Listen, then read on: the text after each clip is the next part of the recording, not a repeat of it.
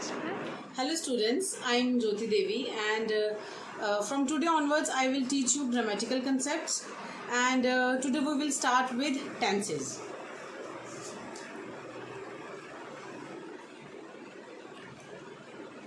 So students, what are tenses? Start. So students, what are tenses? Tenses means time. Okay, as you know, you are doing any work in any time. Okay कुछ काम आप अभी कर रहे हो, कुछ काम आप कर चुके हो, कुछ काम आप बाद में करोगे.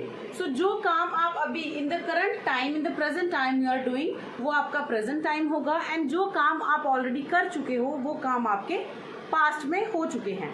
एंड जो काम आपने अभी करने हैं बाद में, जो टाइम अभी आने वाला है, that will be the future. So इसी तरीके से अगर टेंसेस टाइम हुआ तो टाइम भी आपका तीन तरह का होगा. जो करंट टाइम है that is the present time, जो बीत गया that is the past time, जो आने वाला है that is the future time. So accordingly tenses is of three types. So first one is present tense, यानी कि करंट टाइम, जो आपका टाइम चल रहा है जिसमें आप अभी काम कर रहे हैं. Next one is the past tense, जिसमें आप अपना काम जो है वो ऑलरेडी कर चुके हैं इन द पास्ट टेंस, जो समय आपका बीत चुका है. And another one is the future tense. Future tense यानी कि जिसमें आप अभी कोई भी काम करेंगे in the future time, in the coming time you can say. So आज हम यही टेंसेस पढ़ेंगे, लेकिन आपने देखा है कि टेंसेस की भी आगे फर्दर सब डिविजन्स होती हैं. लाइक जैसे पहला आपका आ जाता है इंडेफिनेट, या जिसको आप सिंपल भी बोल सकते हो. उसके बाद नेक्स्ट आपका आता है कॉन्टिन्यूअस टेंस. नेक्स्ट आपका आता है perfect continuous tense. And another one is, और the last one is the perfect tense. So इन तीनों तरह के टेंसेज में आपकी फर्दर सब डिविजन्स होगी. Indefinite, continuous, perfect continuous and perfect continuous. यानी कि प्रेजेंट की आपकी चार फॉर्म्स, पास्ट की आपकी यही चार फॉर्म्स, फ्यूचर की भी आपकी यही चार फॉर्म्स. सो प्रेजेंट टेंस में present indefinite, present continuous, present perfect continuous and present perfect. In the same sense past indefinite, past continuous, past perfect continuous and past perfect. And the another one is future में ही future indefinite, future continuous, future perfect continuous and future perfect tense. So these are all sub forms of these three forms of tenses. So now we will start with the present indefinite tense. Present indefinite, or it is also called as present simple. Okay, it is also known as present simple tense.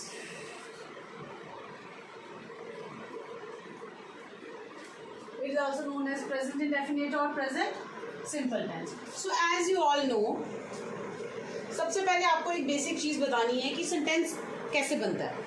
Group of words that makes a complete sense. उसी से आपका क्या बना sentence, कि भाई group of words होते हैं, अगर कंप्लीट सेंस बन रही है तो it makes a sentence. Okay, अब अनदर डेफिनेशन आपने सेंटेंस की क्या पढ़ी होगी कि भाई एक सेंटेंस जो है वो किससे बना होता है, सब्जेक्ट प्लस प्रेडिकेट. इसी से होता है ना, यही पढ़ा होगा आपने कि सब्जेक्ट प्लस प्रेडिकेट जो है, ये दोनों चीज़ें एक सेंटेंस में होती हैं. अब थर्ड आपने क्या पढ़ा होगा कि एक जो सेंटेंस है that is consist of subject plus verb plus object. यही पढ़ा होगा, subject plus verb plus object. अब बात करते हैं सब्जेक्ट की, that what is a subject. So subject आपका वो है जो कोई एक्शन परफॉर्म कर रहा है या फिर जिसके बारे में सेंटेंस में बात हो रही है.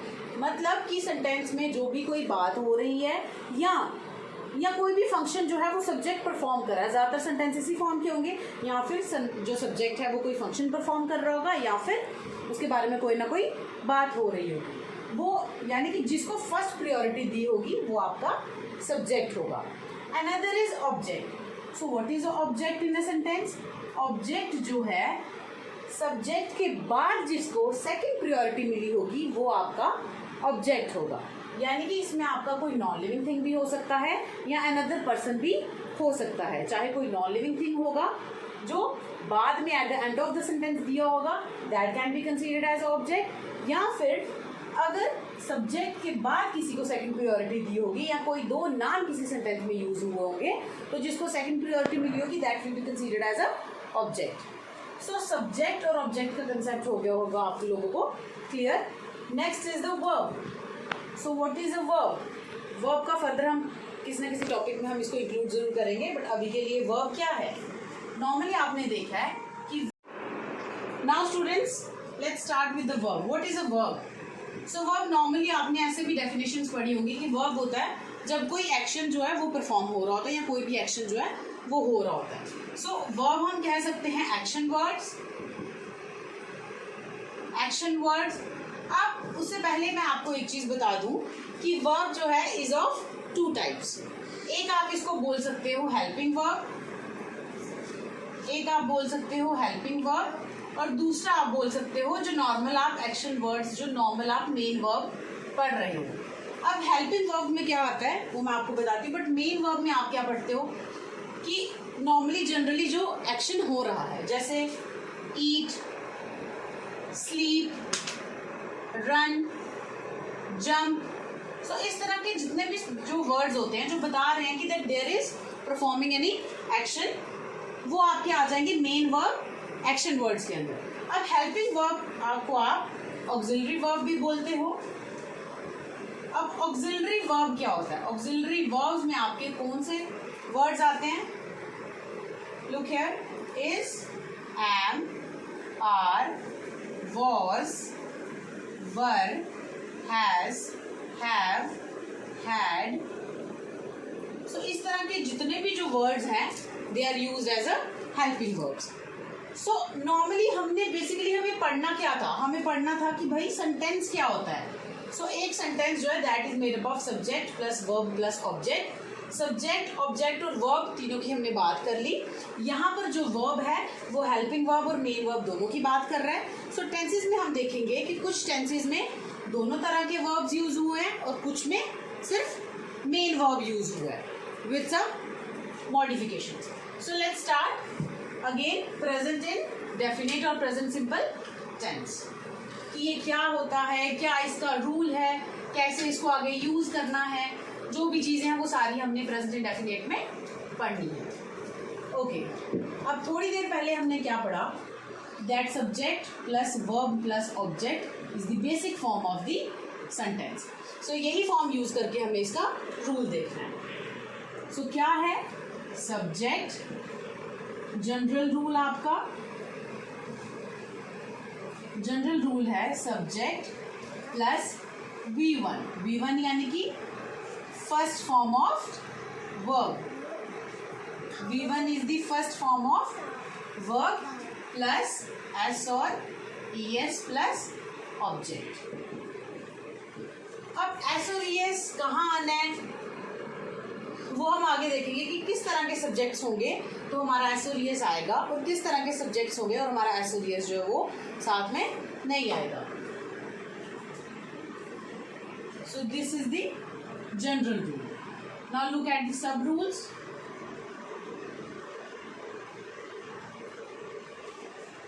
So he, she, it or Riya. ये just as a code word you can use it. He, she, it, Riya or a singular. कि अगर आपका सब्जेक्ट ये होंगे he, she, it, Riya यानी कि name of a person, name of a person या कोई भी सिंगुलर सब्जेक्ट अगर आपका होगा, so along with that you have to use first form of verb और साथ में एस और एस का यूज होना है. क्लियर है? नेक्स्ट आपका है दिस इज द फर्स्ट सब रूल. अनदर सब rule is I, we, you, they, और कोई भी प्लूरल सब्जेक्ट अगर आपका है उसके साथ जब वर्ब की first form of verb use करनी है, यानी कि वर्ब की फर्स्ट फॉर्म यूज करनी है, साथ में आपने सीधा ऑब्जेक्ट लगा देना है, एस और एस का यूज जो है वो नहीं होना। क्लियर है कि ही शी इट रिया यानी कि नेम ऑफ ए पर्सन, और सिंगुलर सब्जेक्ट अगर आपका है तो वर्ब की फर्स्ट फॉर्म ऑफ वर्ब के साथ एस और एस यूज होना है। और रेस्ट ऑफ द जो सब्जेक्ट्स हैं आई, वी, यू, दे और प्लूरल, इन सब के साथ जब वर्ब की फर्स्ट फॉर्म आप यूज करोगे साथ में एस और एस का यूज आप नहीं करोगे। क्लियर है सबको? So these are the rules and the sub rules. So यहाँ पर आपने ये रूल देखा, मैंने आपको बताया कि इन सब्जेक्ट्स के साथ अगर वर्ब की फर्स्ट फॉर्म यूज होगी तो एस और एस का यूज जो है इट्स मैंडेटरी, और अगर रेस्ट ऑफ द जो वर्ब्स हैं रेस्ट ऑफ द सेंटेंसेस जो हैं इनके साथ जब आपने वर्ब की फर्स्ट फॉर्म यूज करनी है तो एस और एस का यूज नहीं करना। Now let's come to the examples. So let's come to the examples. जब आपने एग्जांपल्स करनी है you have to keep the rules in mind, okay? उन्हीं को फॉलो करके आपकी एग्जांपल्स जो है वो फ्रेम होंगे। सो अगर मैं बोलूँ I go to the gym, I go to the gym, so आपने देखा आई जो है उसके साथ आपने वर्ब की फर्स्ट फॉर्म यूज की and no use of S और एस विद गो। सो यहाँ पर आई आपका सब्जेक्ट था, गो आपका क्या था? वर्ब की फर्स्ट फॉर्म, और जिम आपका क्या था? ऑब्जेक्ट। ठीक, ये आपकी फर्स्ट एग्जांपल। अनदर एग्जांपल है, अगर मिलती जुलती एग्जांपल मैं यूज करूं, he goes to the temple, he goes to the temple. So he और शी, अगर यहाँ पर शी भी होता तो भी आप वर्ब की फर्स्ट फॉर्म यूज करते, तो आप अकॉर्डिंग टू द वर्ब आप देखते कि इसके साथ एस और एस आना है या नहीं आना, और ये आपका ऑब्जेक्ट। बट आपके रूल के हिसाब से आपने देखा कि भाई ही शी इट हुआ तो वर्ब की फर्स्ट फॉर्म ऑफ वर्ब के साथ एस और एस का यूज करोगे। अब यहाँ पर आपका वर्ब के साथ आपका एस का यूज होना था। ठीक, ये आपके सब्जेक्ट्स आ गए, ये आपका वर्ब की फर्स्ट फॉर्म आ गई। सो पूरा जो सेंटेंसेस आपके पूरा उन्हीं रूल्स को फॉलो करके ये बन रहे हैं। नेक्स्ट अगर मैं बोलूं दे प्ले क्रिकेट, दे प्ले क्रिकेट। ठीक, अब यहाँ पर आपने देखा उसी रूल के हिसाब से कि जब भी आपने दे का यूज करना है तो वर्ब की फर्स्ट फॉर्म ऑफ वर्ब के साथ आपने एस और एस का यूज नहीं करना। यहाँ पर एस और एस का यूज जो है वो हुआ है।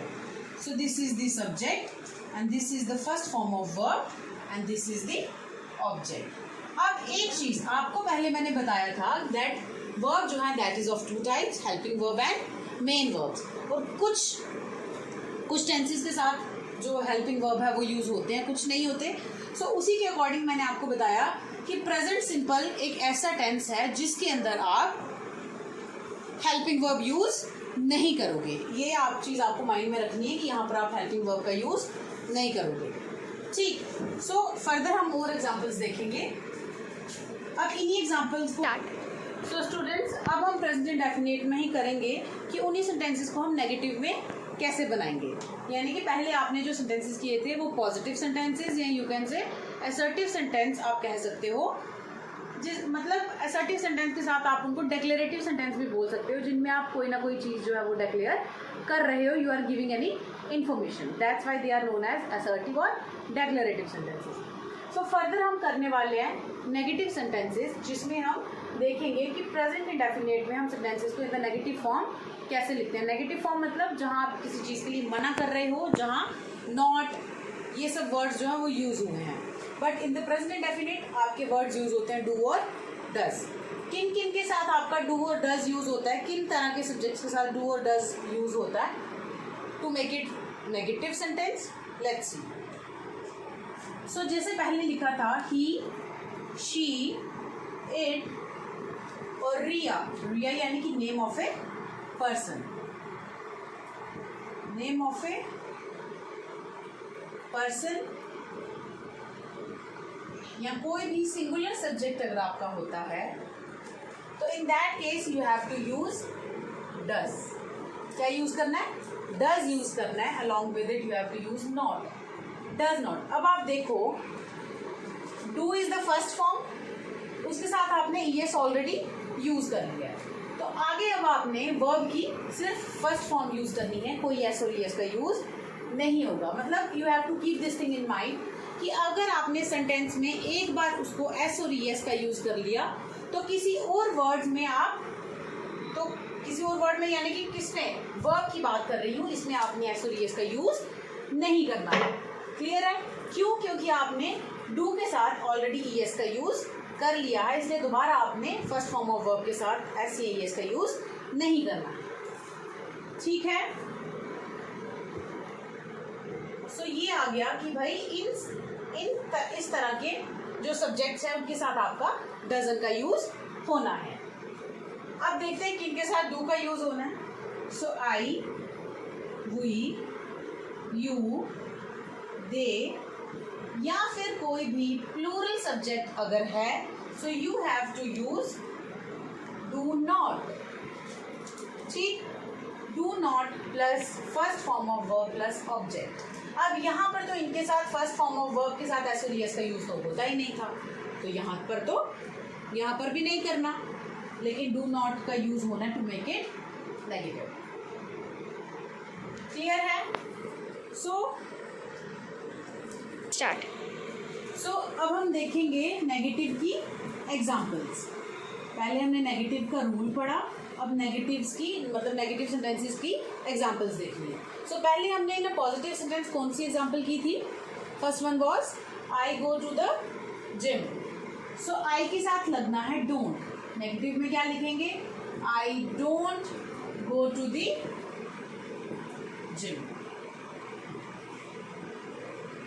सेकेंड एग्जाम्पल हमने पढ़ी थी he goes to the temple, यानी कि ही और शी दोनों के साथ आप गोज ही लगाओगे, he goes to the temple. हम क्या लगाएंगे?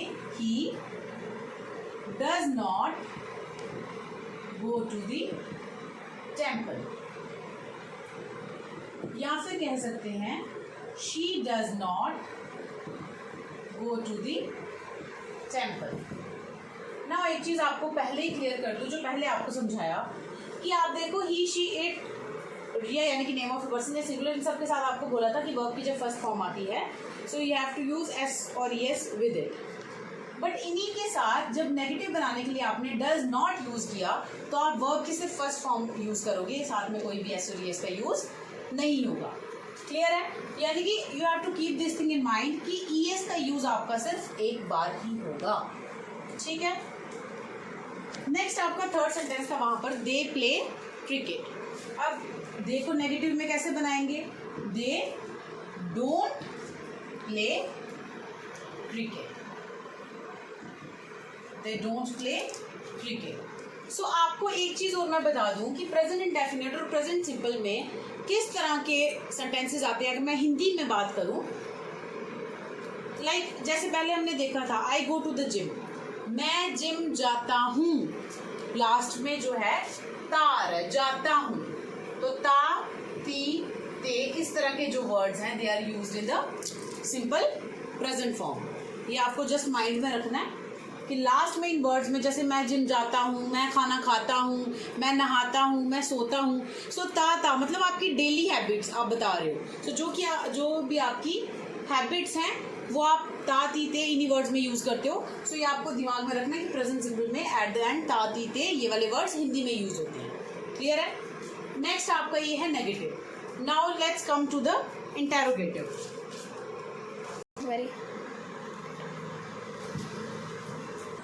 सो let's move to the interrogative कि इन्हीं प्रेजेंट इंडेफिनिट प्रेजेंट सिंपल में अगर हमने इंटेरोगेटिव में बनाना होगा तो किस सेंस में हमने जो इंटेरोगेटिव यानी इंटेरोगेटिव क्या होता है? जहाँ पर आपने क्वेश्चंस पूछ रहे हो। ठीक है? सो यहाँ पर क्वेश्चंस किस तरह से फ्रेम करने हैं in the simple present tense में, लेट्स सी। अब डू और डज ये आ जाएगा सबसे पहले, सब्जेक्ट आपका उसके बाद वर्ब की first form plus object and at the end of the sentence you have to use the question mark. ये आपका हो गया general rule.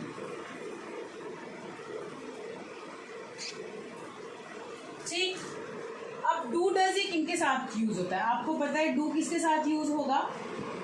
I, we, you, दे या कोई भी प्लूरल सब्जेक्ट अगर आपका है, so along with that you have to use do to make the sentence. First form of verb plus object question mark at the end.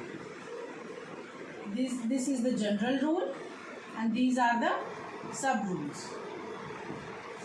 Next is for does. Does में क्या होना है? He, she, it, real यानी कि name of a person and any singular subject along with first form of verb plus object. Clear है ये सबको? Now first example हमारी क्या थी? I go to the gym. So अगर इसको मुझे interrogative में बनाना है, so I go to the gym. I कहाँ use हुआ? यहाँ. So I have to use do. Question कैसे बनाएंगे? Do I go to the gym? Do I go to the gym? ऐसे ही आएगा. Do I go to the gym? Next हमारे पास था he goes to the temple. अब he goes to the temple कहाँ है? Does. So does he go to the temple?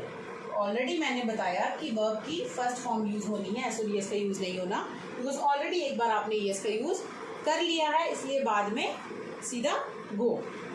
Third example थी दे play cricket. सो दे कहाँ आ रहा है? डू के साथ हम लिखेंगे do they play cricket. So आपको ये चीज माइंड में रखनी है कि when you are asking the questions you are changing into interrogative, at the end you have to use the question mark. Okay students, I hope आप सबको समझ आया होगा। कल हम इसकी दोबारा और ज़्यादा एग्जाम्पल्स करेंगे, उनकी कन्वर्जन्स करेंगे फ्रॉम